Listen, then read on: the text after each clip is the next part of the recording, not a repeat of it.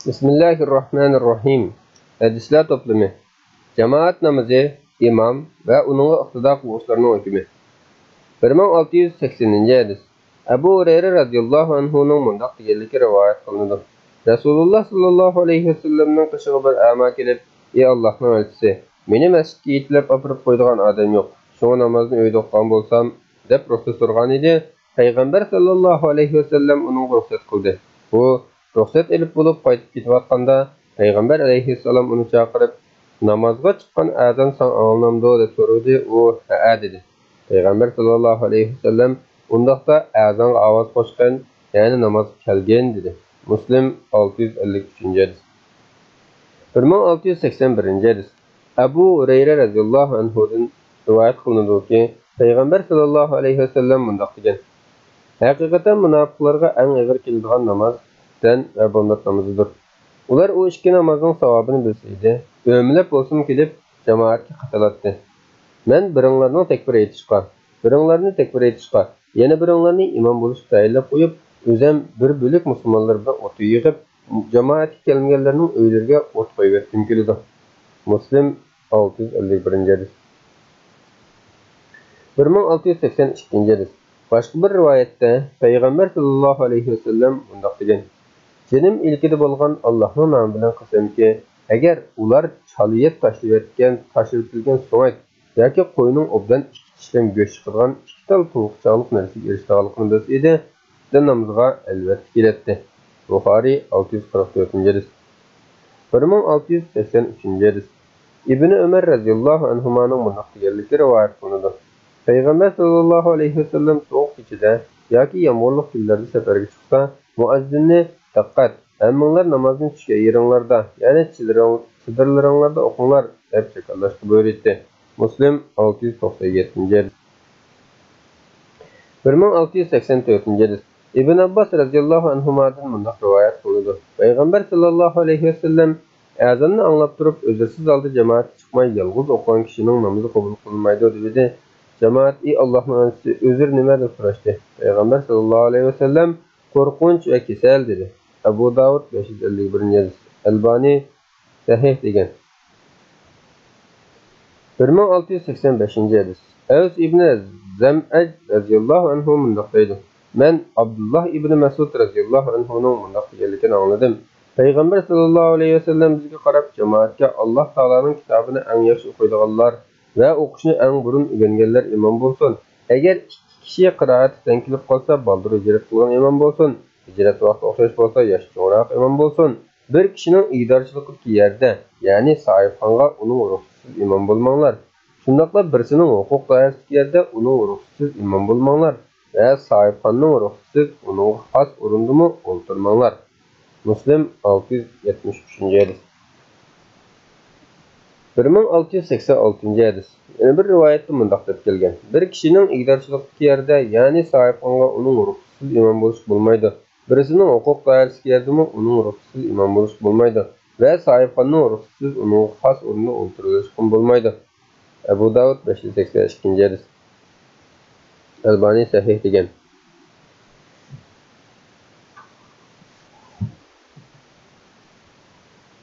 1688 hadis. Malik ibn Ubayr radhiyallohu anhu: "Men Payg'ambar sallallohu alayhi vasallamning biringlar biror jamoatni ziyorat qilishga borsa, uningga imom bo'lib namoz o'qimasin deganligini angladim" deydi. Nasoiy 787 hadis. 1689 hadis. Amr ibn Salama radhiyallohu anhu mundaq degan: "Biz bir joyda muqim yashaydik. Payg'ambar sallallohu alayhi vasallamning qishig'i bormoq bo'lganlarmi, uning yenidan qaytganlarmi biz turgan yerdan o'tib turadi. Ular qaytishda Payg'ambar sallallohu alayhi vasallamning qishidan nimalarni aytganligini bizga deb beradi. Mening yoddash iqtidorim kuchli bo'lganligi uchun Qur'onning ko'p oyatlarini shulardan anglab yozib olgan edim. Dadam xalqqa vakolatan jamoatdan bir qancha kishini elib Rasululloh sallallohu alayhi vasallamning qishiga keldi. Gerçi ishim kichik bo'lsa-mu, meni birga elib olgan edi. Payg'ambar sallallohu alayhi vasallam bizga namoz o'qish qoidalarini o'rgatib, "Aranglarda Qur'onni kim eng ko'p yod olgan bo'lsa, sizlarga shu imom bo'lsin" dedi. Men Qur'onni eng ko'p yod olganligim uchun ular meni oldiga chiqib qo'yishdi. Shuning bilan men ustimga qisqa seriq bir to'nni kiyib, ularga imom bo'lishga boshladim. To'n qisqa bo'lganlikdan sajda qilgan chig'imda avatim eshilib qoladi. Bir gün bir ayol imamlarning avratini bizga yapinglar dedi. Shuning bilan ular menga Ommanda ishlangan uzun bir ko'ylakni sotib oldi. Men shu qadar xushal bo'ldimki, islomga kirgandan keyin shu ko'ylak xushal bo'lganda xushal bo'lib boqmadim. Men ularga imom bo'lganda tehi 7-8 yoshlarda edim. Abu Davud 585-hadis, Albani sahih degan. 1690-hadis. Ibn Umar radhiyallohu anhuning bunday deganligi rivoyat qilinadi. Madinaga eng dastlab hijrat qilganlar Usba degan yerga tushdi. Payg'ambar alayhissalom tehi hijrat qilmagan edi. Ularning orasida Umar ibn Xattob, Abu Salama, Ibn Abdul Asad qatorliq kishilar bo'lsa-mu, Abu Uzayfaning azobkari Salim Qur'onni eng ko'p yod olgan kishi bo'lg'achqa, ularga imom bo'ladi. Abu Davud 588-hadis, Albani sahih degan. 1691-hadis. Aisha radhiyallohu anhaning Zakvan ismli quli Qur'onga qarab qiraat qilib namoz o'qisa, Aisha uningga iqtido qiladi. Buxoriy kirishlik so'z qismida rivoyat qilgan. 1692-hadis. Anas ibn Malik radhiyallohu anhuning bunday deganligi rivoyat qilinadi. Payg'ambar sallallohu alayhi vasallam o'zi Madinada yo'q chog'larda Ibn Maktum radhiyallohu anhuni garchi u ama bo'lsa-mu kishilarga imom bo'lib namoz o'qib berish tayinlagan. Abu Davud 595-hadis. 1693-hadis. Ummu Varaqa binti Abdullah ibn Nawfal Ansari radhiyallohu anhaning bunday deganligi rivoyat qilinadi. Payg'ambar sallallohu alayhi vasallam Badr g'azotida chiqqan chog'da men, ey Allohning elchisi, sen bilan bir urushga chiqishimga ruxsat qilsang, yaralanganlarga yordam qilsam, shu orqali Allohning menga shahidlikni berishini umid qilaman dedim. Payg'ambar sallallohu alayhi vasallam uyingda o'tirgan Alloh senga cho'qim shahidlikni beradi dedi. Shundan keyin men shahida deb atilgan bo'ldim. Rivoyat qiluvchi bunday deydi. Ummu Varaqa Qur'on o'qiy oladigan ayol edi. U payg'ambar sallallohu alayhi vasallamdan o'zining qo'rg'osiga bir muazzin to'xtatishni ruxsat so'ragan edi, uni ruxsat qildi. U ayol bir qo'li bilan bir dedigiga men o'lganda sizlar azod bo'lib ketsizlar degandi. Bir kechasi u ikkisi ayol xo'jayiniga ziyonkashlik qilib, bir ajal bilan bo'g'ib o'tib tashib ketdi. Ertasi bomdod namozidan keyin Hazrat Umar jamoatga bu ikkisining qochgan yerini bildiganlar yoki ularni ko'rganlar darhol tutib kelsin dedi. Shuning bilan u ikki qotil tutib kelinib targ'asildi. Bu ikkisi Madinada tunji bo'lib targ'asilganlar edi. Bu hadis yana Ummu Varaqa binti Abdullah ibn Aris radhiyallohu anhadan rivoyat qilingan. Lekin oldingi rivoyat mukammalroq. Keyingi rivoyatda Rasululloh sallallohu alayhi vasallam u ayolning uyiga borib, uni ziyorat qilgan. Uning azon o'qib turadigan bir muazzin belgilab bergan va uni oyat tavobatga imom bo'lib berish buyurgan edi deyilgan. Abdurrahman men u ayolning muazzinini ko'rgan edim. U yashnab qolgan biri edi degan. Abu Davud 591-hadis, Albani 552, Hasan degan.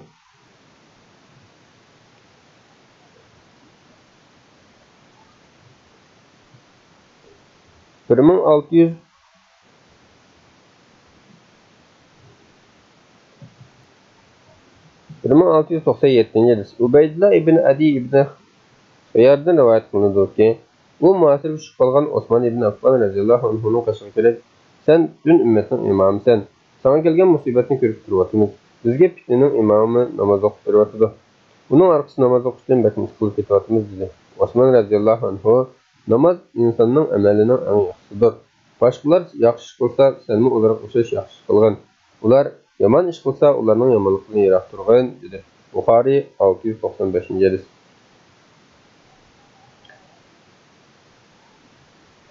1699-hadis. Abu Umama radhiyallohu anhudan rivoyat qilinadiki, payg'ambar sallallohu alayhi vasallam bunday degan: 3 turlik odamning namozi quloqlaridan oshmaydi, ya'ni qabul bo'lmaydi. Birinchi xo'jayindan qochgan qul, ikkinchi erining gapiga unamay, uni xaf qilgan holda kechini o'tkazgan ayol, uchinchi jamoat yoqtirmasmi imom bo'lg'uchi kishi.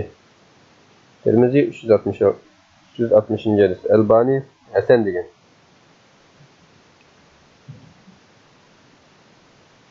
1700-hadis. Amr radhiyallohu anhu Jabir radhiyallohu anhuning bunday deganligini anglagan ekan. Muaz payg'ambar sallallohu alayhi vasallam bilan namoz o'qib bo'lib, qaytib kelib bizga imom bo'ladi. Bir oqshimi payg'ambar sallallohu alayhi vasallam namoz o'qishini kechiktirib o'qidi. Muaz Rasululloh sallallohu alayhi vasallam bilan namoz o'qib bo'lib, qaytib kelib o'z jamoatiga imom bo'ldi va namozda Baqara surasini o'qidi. Bir odam jamoatdan ayrilib namozni yolg'iz o'qishga boshladi. Namozdan keyin bir odam unga "Sen munofiq bo'lding" dedi. U "Men munofiq bo'lmadim" dedi. Va payg'ambar sallallohu alayhi vasallamga qashiq kelib, Ey Allah'ın elçisi, Muaz sen bilen namazlık bolgandan keyin qaytib kelip bizge imam boladı. Biz su tartib çırakçılık qilamiz, qo'llarimizga tayanib ishlaymiz. Bu qatim o bizge imam boldi ve Bakara surasini o'qidi dedi. Peygamber sallallohu alayhi ve sellem Muazga: "Ey Muaz, sen pitni taramoqchimi? Sen pitni taramoqchimi?" Ondan keyin muni qisqa bilan o'qigan dedi. Abu Zubayr ravi Sura A'la ve Sura Leyl qatılqın o'qish buyurdi dedi. Abu Davud 790 hadis.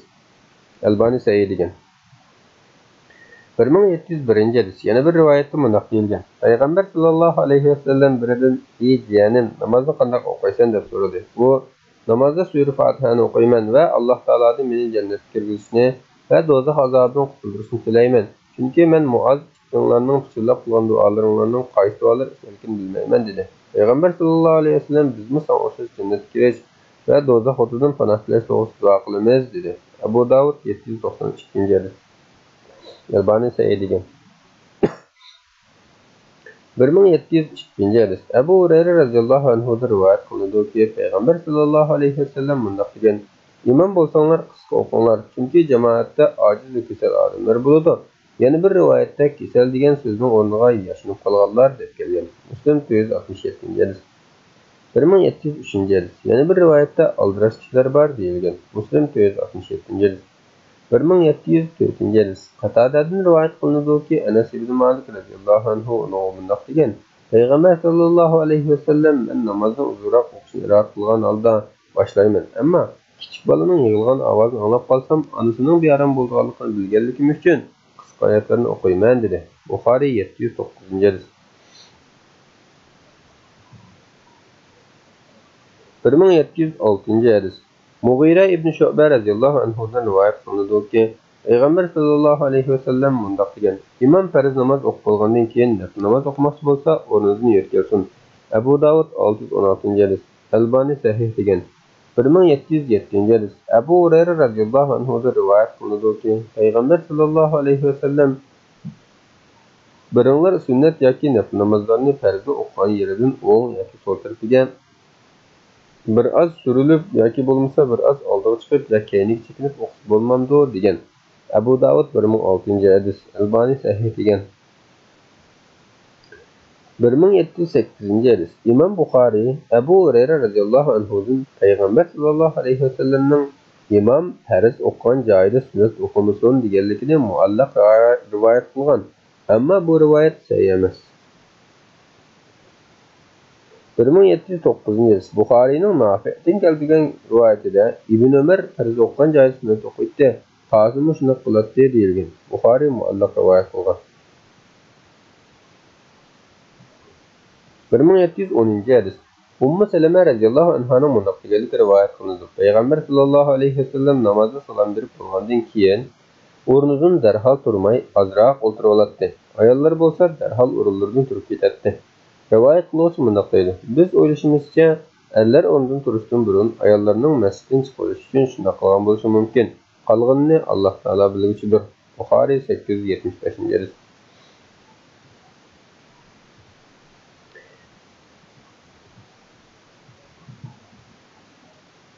1712 hadis. Abdullah ibn Abu Qatada radhiyallohu mundaq deganligini rivoyat qildi. Biz Rasululloh sallallohu alayhi vasallam bilan namoz o'qiyotdik. Shu arada jamoatga ulgurmoqchi bo'lgan bir turkum kishining zikrlashi anglandi. Namozdan keyin Payg'ambar sallallohu alayhi vasallam "Nim bo'ldinglar?" dedi. Ular namozga oldirdik deyishdi. Payg'ambar sallallohu alayhi vasallam "Unda qilmanglar, namozga oldirmay kelinglar. Qancha rakatga ulgura olsanglar, shuni ado qilinglar. Ulgurolmay qolganinglarni to'liqlanglar" dedi. Buxoriy 635 hadis. 1713 hadis. Abdullah ibn Abu Qatada radhiyallohu rivoyat qildi. Payg'ambar sallallohu alayhi vasallam mundaq degan: "Namozga takbir o'qilganda mening uydan chiqib masjidga kelganligimni ko'rmay turib, aldirab o'rninglardan turib olmanglar." Buxoriy 638 hadis. 1714 hadis. Abu Bakr radhiyallohu anhudan rivoyat qilinadiki, u masjidga kirganda Payg'ambar sallallohu alayhi vasallam ruku qilyotdi. U safga kirmasdan Payg'ambar alayhissalom iqtido qilib rukuga bordi. Namozdan keyin Payg'ambar sallallohu alayhi vasallamga o'zining shunday qilganligini bayon qildi. Payg'ambar alayhissalom Alloh ibodatga bo'lgan rasmiyatligingizni ziyorat qilsin. Bundan keyin bunday qilmagan dedi. Buxoriy 783 hadis. 1715-ci hadis. Malik'ten rivayet kılındı ki onunğa Abdullah ibn Mesud radıyallahu anhu'nun ruku kılgan alda sepip kirgenliki eğitip verilgen. Malik 396-ci hadis.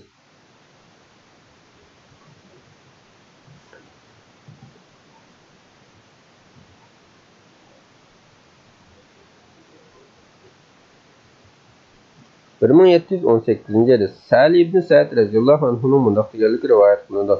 Peygamber sallallahu aleyhi ve sellem Qubada turuşluq Bani Emr ibn Avf cemaat arasida vajda chiqqanligini anglab, ularni kelishtirib qo'yish uchun bir qancha sahobadan umrahga Qubaga chiqdi. Qubada ayol bo'lib qolg'achqa namozdan vaqti kirib ketdi. Shunga Hazrati Bilal Abu Bakr radhiyallohu anhuning qishiga kelib, "Ey Abu Bakr, Payg'ambar sallallohu alayhi vasallam namozga ketishdi. Jamoatga sen imom bo'lsang" deganida Abu Bakr "Bo'ladi, xohlasang shunday qilayli" dedi. Shuning bilan Bilal namozga takbir o'qidi. Abu Bakr oldiga o'tib "Allohu akbar" deb namoz boshladi. Dal shu paytda Rasululloh sallallohu alayhi vasallam saflardan aralab o'tib oldingi safga yetib bordi. Jamoat chavoq chalg'iltirdi. Abu Bakr orqasiga qaramay namozini almashtirdi. Jamoat to'xtamay chavoq chalavergachga Abu Bakr radhiyallohu anhu orqasiga qarab Payg'ambar sallallohu alayhi vasallamni ko'rdi. Biroq Payg'ambar sallallohu alayhi vasallam ishorat orqali uni namozini almashtirish buyurdi. Ammo u qo'lini ko'tarib Allohga hamd aytgandan keyinchilab namoz qildi. Shuning bilan Payg'ambar sallallohu alayhi vasallam oldiga o'tib imom bo'ldi. Namozdan farigʼ bo'lgandan keyin jamoat qarab, "Ey jamoat, nima uchun namozda biror savallik ko'rsanglar chavoq chalasizlar? Chavoq chalish faqat ayollarga xos. Kimki namoz savallik ko'rsa subhanalloh desin" dedi. Ondan Abu Bakrdan, "Ey Abu Bakr, sen ishorat qilsanmi, nima uchun namozni almashtirmaysan?" deb so'radi. Abu Bakr radhiyallohu anhu Rasulullohning oldida Abu Quhafaning o'g'lining imom bo'lish durust emas dedi. Buxoriy 1218-ci hadis. 1719-ci hadis. Yana bir rivoyatda mundaq deyilgan. Payg'ambar sallallohu alayhi vasallam Bilalga "Agar asr namoziga ulgurib kelolmasam, Abu Bakrning jamoatga imom bo'lib kirishini aytqin" dedi. Davomi yuqorida ikki hadisga o'xshash. Uning oxirida Isa ibn Ayyub ravi Payg'ambar sallallohu alayhi vasallamning chavoq chalish faqat ayollarga xos degan so'zni sharhlab, o'ng qo'lining ikki barmog'i bilan so'l qo'lining alqini urdi dedi. Abu Davud 940-ci hadis. Albani sahih degan. 1720-ci hadis. Anas ibn Malik radhiyallohu anhudan mundaq rivoyat qilindi. Payg'ambar sallallohu alayhi vasallam sahobalarni jamoat bilan namoz o'qishga qiziqtirdi va o'zidan burun namozdan qaytib ketmaslikka buyurdi. Abu Davud 624-ci hadis. Albani sahih degan. 1721-ci hadis. İbn Mas'ud radhiyallohu anhuning mundaq deganligi rivoyat qilindi. Imom uxlab qolsa, uni o'qimsanmanglar. Çünkü o namazı durup so'zlash hisoblanadi. Al-Kabir 9314-ci hadis. Haysami bu hadisni Tabrani rivoyat qilgan bo'lib, raviylari sahih hadisning raviydirdir degan. 1723-ci hadis. Abu Hurayra radhiyallohu anhudan mundaq rivoyat qilindi. Payg'ambar sallallohu alayhi vasallam ilk qiraat qilinadigan namozlardan birini o'qib olgandan keyin "Men qiraat qilayotganda aranglardan biri men bilan tang oyat o'qidimi?" deb so'radi. Biraylan "Ey Rasululloh, men o'qigan edim" dedi. Payg'ambar sallallohu alayhi vasallam "Men bu ko'nglimda Qur'on nima uchun meni boshqa oyat tartibganda deb o'ylagan edim" dedi. Shuning bilan imom qiraat qilayotganda kishilar imom bilan tang oyat o'qimaydigan bo'ldi. Malik 194-ci hadis. 1724-ci hadis. İmran ibn Hüseyin radhiyallohu anhudan mundaq rivoyat qilindi. Rasululloh sallallohu alayhi vasallam jamoatga peshin namozini o'qib bervasta orqasida turgan bir odam ovozini chiqargan holda Allah surasini o'qib o'tirdi. Namozdan faragʼ bo'lganda qaysinglar o'qidinglar yoki o'qigan qaysinglar deb so'radi. U odam "Men" dedi. Payg'ambar alayhissalom "Haqiqatan biringlarning meni u sura tarqalishini qilgan edim" dedi. Muslim 398-ci hadis. 1725-ci hadis. Nafi radhiyallohu anhudan mundaq rivoyat qilindi. Abdullah ibn Umar qiroat illik o'qilgan namozda imom bilan o'qiy olmay qolgan rakatlarni o'zi illik qiroat qilib to'liqlab oladi. Malik 181-ci hadis. 1727-ci hadis. Musavvar ibn Yazid Asadi Malik radhiyallohu anhudan mundaq rivoyat qilindi. Payg'ambar sallallohu alayhi vasallam namozda qiroat qilib bir ikki oyatni o'qimay atlab ketdi. Namozdan keyin bir kishi "Ey Allohning elchisi, mana oyatni o'qimdan" dedi. Payg'ambar alayhissalom "Nima oyatni aytmading" dedi. Rivoyat qiluvchi Sulaymon mundaq dedi. "U odam men oyatni mansub qilgan yoki amaldan qoldirgan o'xshaydi deb o'ylabman" dedi. Abu Davud 907-ci hadis. Albani hasan degan.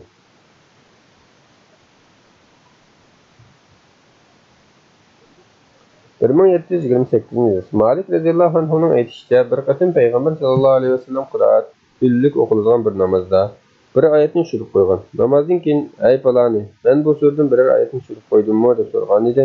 U "Bilmayman" degan. Boshqa 3 kishidan so'ragan bo'lsa, ularni "Bilmaymiz" deb javob bergan. Shuning bilan "Aranglarda Ubay bormi?" deb so'ragan. Ular "Ha" degan. Payg'ambar sallallohu alayhi vasallam undaqda javob bersin. "Ey Ubay, men bu so'rdan biror oyatni tushirib qo'ydimmi?" deb so'ragan. U "Ha, ma oyat tushib qoldi" degan. "Amma sen nima ish qilib o'qimasanmiding? Men o oyatni mansub qilingan yoki ko'tarilib ketgan o'xshaydi debdiman" degan. Buni anglagan payg'ambar sallallohu alayhi vasallam jamoatga nima bo'lganda Allohning kitobi tilovat qilinsa, ular nima o'qilib, nimaning chiqib qolganligini bilmaydi. Allohning ayvati Isroil avlodlarining qalbidan mana shunday chiqib ketgan. Shuning bilan ularmi badallari ibodatda bo'lsa-mu, dillari boshqa yerda bo'lgan bo'lib qolgan. Alloh taolo qalb badan bilan birga hozir bo'lmagan, ya'ni butun zehn bilan birlik qilgan hech bir ibodatni hech qanday bandizdan qabul qilmaydi. Bizning rivoyat qilgan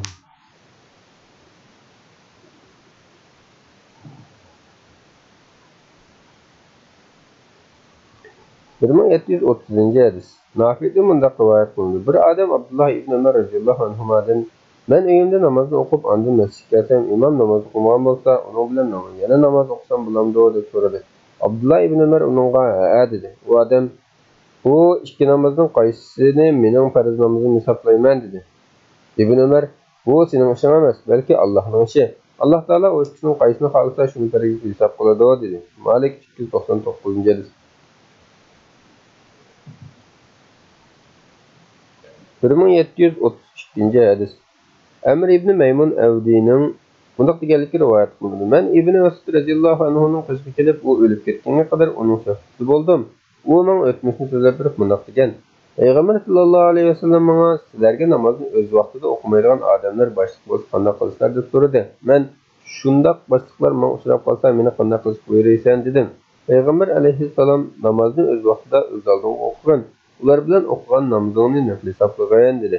Abu Davud 932 hadis. Albani sahih degan. 1733 hadis. Maymuna radhiyallohu anhaning azodgarchisi Sulaymon ibn Yasaddan bunday rivoyat qilinadi. Men Balat degan yerga Umar ibn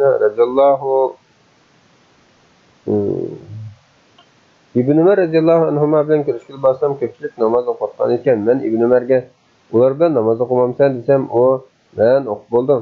Men payg'ambar sallallohu alayhi vasallamdan bir kunning ichida bir vaqt namozni ikki qatim o'qimanglar deganligini olgan edim" dedi. Abu Davud 579 hadis. Albani Hasan va Sahih degan. 1734 hadis. Nafi radhiyallohu anhudan bunday rivoyat qilindi. Abdullah ibn Umar radhiyallohu anhu bunday aytdi: "Kimki namoz shomni yoki bo'lmasini o'qib olgandan keyin jamoatga ulgurib kelsa-mu, u ikki namozni qayta o'qimasin."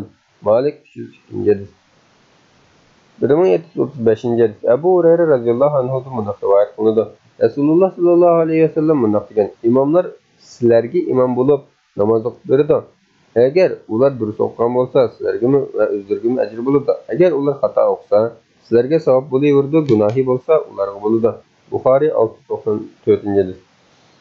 1736 hadis. Abu Hurayra radhiyallohu anhudan rivoyat qilinadiki, Rasululloh sallallohu alayhi vasallam bunday degan: "Farz namozga takbir o'qilganda farz namozdan boshqasini o'qishga bo'lmaydi." Muslim 710 hadis. 1737 hadis. Abu Sha'sa radhiyallohu anhu bunday degan: "Biz masjidda Abu Hurayra radhiyallohu anhu bilan o'tirdik. Muazzin azon tovlayotganda bir odam o'rnidan turib masjiddan chiqib ketdi. Abu Hurayra u odamga qarab turib, "Bu odam Abul Qosim payg'ambarimiz sallallohu alayhi vasallamning sunnatiga xilof qildi" dedi. Muslim 655 hadis.